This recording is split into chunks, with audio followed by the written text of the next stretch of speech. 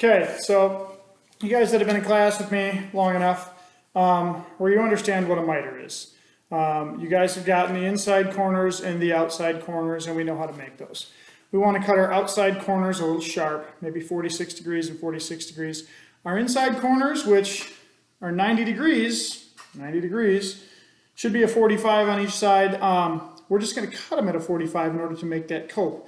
Now remember that picture I showed you with the cope, how all that backwood was removed, and what you could see beautifully was the profile of the baseboard right here, okay? I'm going to show you how to make that. Now the piece I need is going into a corner, and it's 14 3/4 strong inches.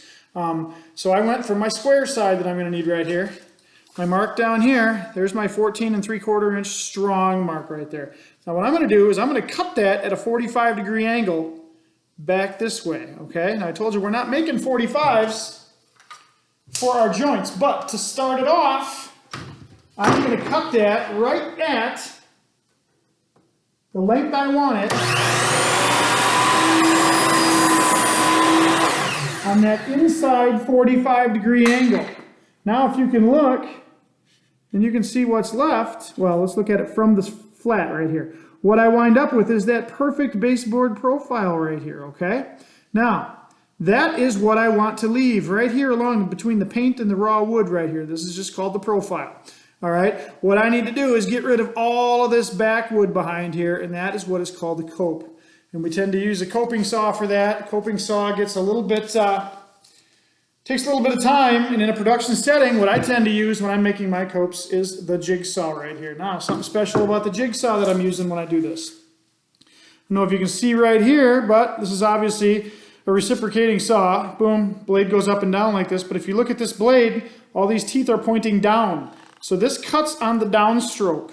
What really helps is we've got a finished painted surface right here. If I'm cutting on the upstroke along this, I'm going to blow some of this wood out and make this joint really ugly right here. This is a downstroke cutting blade. You can tell because the teeth are pointed down. I like to use that. Keeps the joint nice and clean. So what I'm going to do with my miter saw, first of all, is I'm going to remove part of the backwood here that is along that big, long, flat, straight portion of my baseboard. I'm going to cut down to that.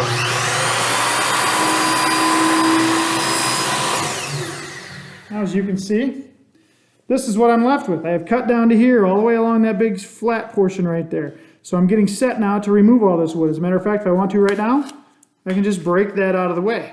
Now I'm going to take my jigsaw. See how it's cut back at a bit of an angle there too? I'm going to take my jigsaw and just remove the rest of this. Now you can almost use this, guys, like a sander. You're almost like chipping it out of there. Okay? I'm not going and I'm getting my jigsaw all the way around and making this nice little profile. This downstroke cutting blade on my masonite baseboard here, all I gotta do is touch the blade to that and it gets rid of some of that wood. So, I'll see if I can set this up right here for you guys to see. Hopefully without sending my laptop to the ground. But I'm at my miter saw right here. I have the remaining wood that I need to cut off right here, and all I do is I like to hold the table of my jigsaw. Go in, cut right up, cut right up.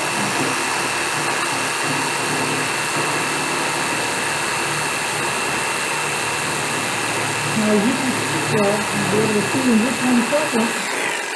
But so far, just with my jigsaw right there, I've already cut out the profile for this piece right here. Now I'm just going to follow right along here, get rid of the rest of it. Takes a while with the coping saw. It's not fast with the jigsaw, but it gets the job done.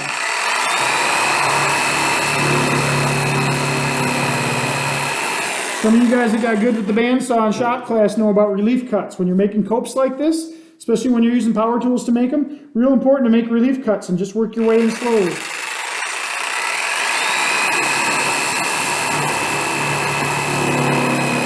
Back it off, cut in a little sharper, back it off, cut in a little sharper,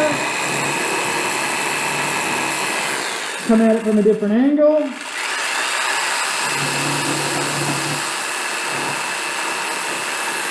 Take that last little bit off right there. Now, I'm going through this same process with every corner I make. Now, look at it. It does not look pretty back behind here, does it? But what's the point you're going to see? You're just going to see this. And it's going to go right, whoops, let's grab a scrap piece here.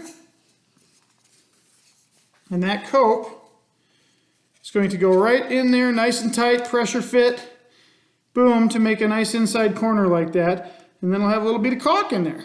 Now, that's the reasoning behind if I cut this piece slightly long, a 1/16 of an inch or an 1/8 of an inch long, all the measurement and everything that we do is the same, the measurement process, but if I cut it slightly long, especially in my longer pieces, this will snap into place. This will bite into this piece of baseboard really hard like this and will never come undone, especially if it's held in there with a couple nails all the way down, 16 inches on center all the way down.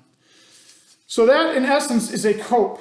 Now, when you're using coping like this, it's also important to lay out a strategy for going around the room. Some people like to go clockwise, some people like to go counterclockwise, but the one thing you don't want to do is say, I'm going to start and put 3 pieces in over here, and I'm going to put 4 more pieces in over here, and then I'll have this last little piece to do.